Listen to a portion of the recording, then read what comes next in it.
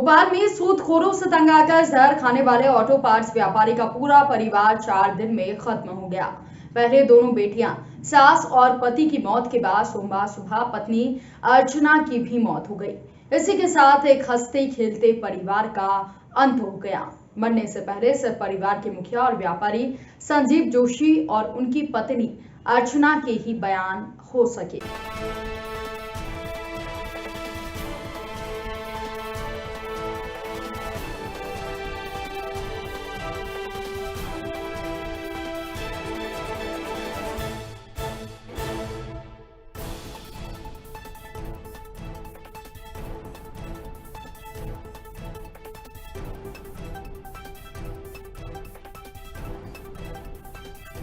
पति पत्नी के बयान के आधार पर पुलिस ने सूदखोर गैंग की सरगना बबली दुबे और उसकी बेटी रानी दुबे, सगी बहनें उर्मिला खाबाम्बरा और प्रमिला बेलदार को गिरफ्तार कर जेल भेज चुकी है। इधर 7 और नाम सामने आए हैं। ये वो नाम हैं जिनसे अर्चना ने उधार लिया था। एसपी राजेश सिंह भदौरिया का कहना है कि अर्चना और संजीव ने 5 से 7 लोगों से उधार लिया, लेकिन प्रताड़ित किए जाने की बात बयानों में नहीं की। अब तक सिर्फ बबली, रानी, उर्मिला, प्रमिला के द्वारा ही प्रताड़ित किए जाने की बात बयानों और सुसाइड नोट में है।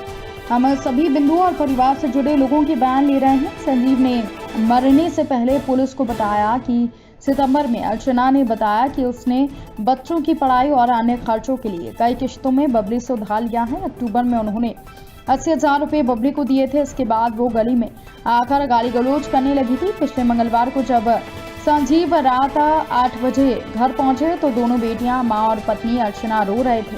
बबली रानी अशोका गार्डन की बबली गौड़ और पटेल नगर की उर्मिला ने घर पर आकर पैसों की मांग को लेकर गालियां दी और साथ ही वहां पर लगातार घर मोहल्लों में चिल्लाकर बदनाम कर रही थी। संजीव और उनका परिवार रोज रोज की गाली से तंग आ चुका था। इससे उनकी समाज में बदनामी होने लगी थी।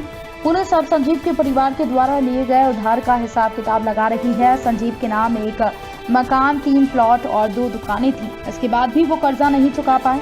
पुलिस ये पता लगाने की कोशिश कर रही है कि उन पर कितना कर्ज हो गया था कि वो उसे चुका नहीं पाए।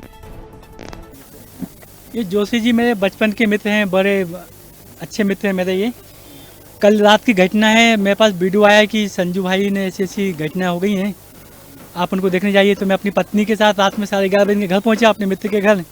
तो वहाँ देखा ताला बंद है। तो मुझे पता लगा कि ये गायत्री हॉस्पिटल आए हुए हैं। तो यहाँ पे आया तो देखा तो इनके दोनों बच्चों ने, माँ ने, संजू भाई ने, खुद भाभी जी ने जहर खा लिया है।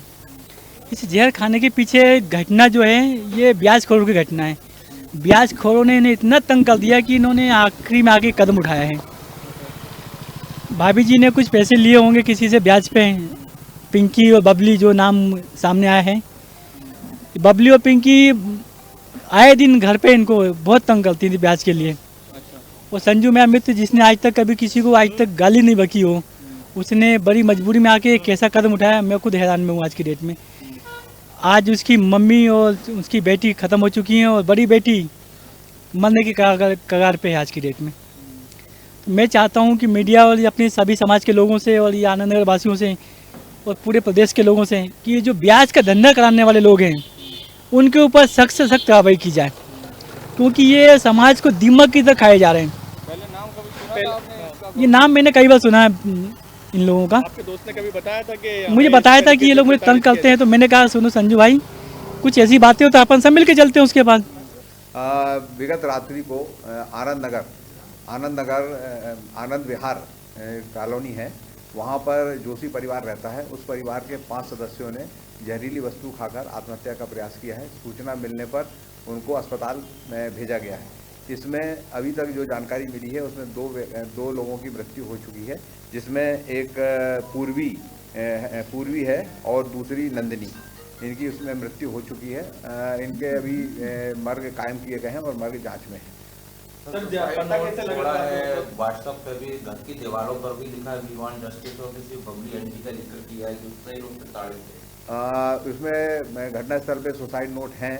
उन सुसाइड नोट का अध्ययन किया जा रहा है और उसमें जो नाम हैं उनके क्या साक्ष्य हैं उनको विवेचना में लाकर कार्रवाई की जाएगी। सर आपको पता कैसे चला कि जहर खा लिया है और फिर आप ये पुलिस को सूचना आई थी विभिन्न माध्यमों से, तो पुलिस मौके पर पहुंची थी और उनको अस्पताल ले जाकर भर्ती कराया। आर्थिक स्थिति कैसी थी सर परिवार की?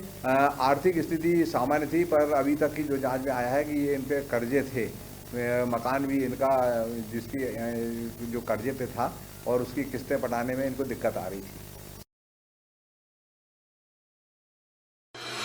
Rabindranath Tagore University, formerly known as ISECT University, the pioneers in skill development with focus on creating industry-ready professionals. Join India's premier skill-based university, Rabindranath Tagore University.